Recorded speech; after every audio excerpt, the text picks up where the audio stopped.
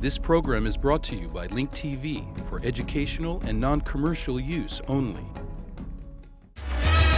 Oil prices reach record highs and some Arab economies are booming. But why is there an outrage over bread shortages in Egypt?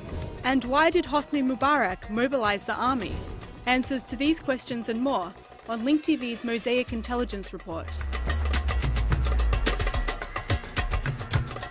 The credit crunch has hit the U.S. economy hard. From Wall Street to Main Street, investors' confidence has been shaken, prompting unusual rate cuts by the Federal Reserve. The U.S. dollar has fallen against world currencies and oil prices are touching record highs. Although some Arab economies are booming, proceeds from these skyrocketing oil prices are not filtering down to the poorer Arab countries. To travel through the Arab world right now is to experience a mood of disgruntlement and doubt, especially amongst those under 30. One of the countries hit the hardest is Egypt, where according to the World Bank, 20% of the population of 78 million lives under the poverty line of $2 a day. Rising food and oil costs have prompted a wave of discontent across Egypt in recent weeks. Textile workers, teachers, doctors and accountants have all threatened to strike as many foods, such as meat, have become too expensive for ordinary Egyptians. 6 loaves for £2? Is this right or wrong? 6 loaves for £2? Is this right or wrong? Look, is this worth £2? There is no God but God. What can I do for you? It is expensive for you and for us too. To make matters worse, there is bread shortage in the land of the Nile River. 4 people have been killed in fights that broke out in bread queues in recent weeks. People are fighting, killing for bread. Some are pulling out knives. What is happening?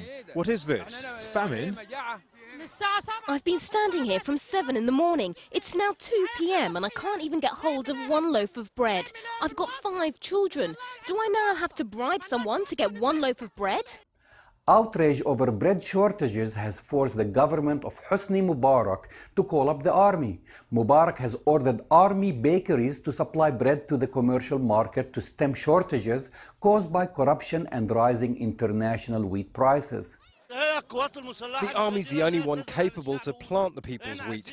We want the government to distribute the wheat fairly amongst the poor. Meanwhile, the outlawed Sunni Islamist group known as the Muslim Brotherhood, which campaigned for years against the government with its slogan, "Islam is the solution," is now campaigning with new slogans focused on bread, inflation, and the economy.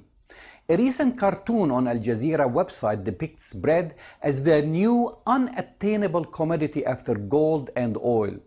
An editorial in one of Egypt's largest papers had the headline, "Give us our daily bread."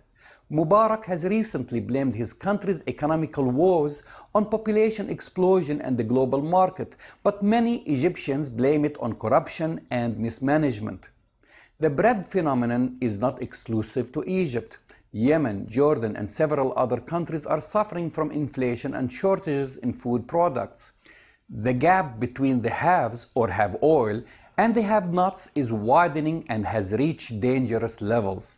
Arabs will endure much, but to deny them their daily bread is asking for trouble.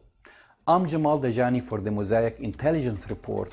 I'll be reporting from Jordan and Syria in the next couple of weeks. Please send us your comments to mosaicnews@linktv.org.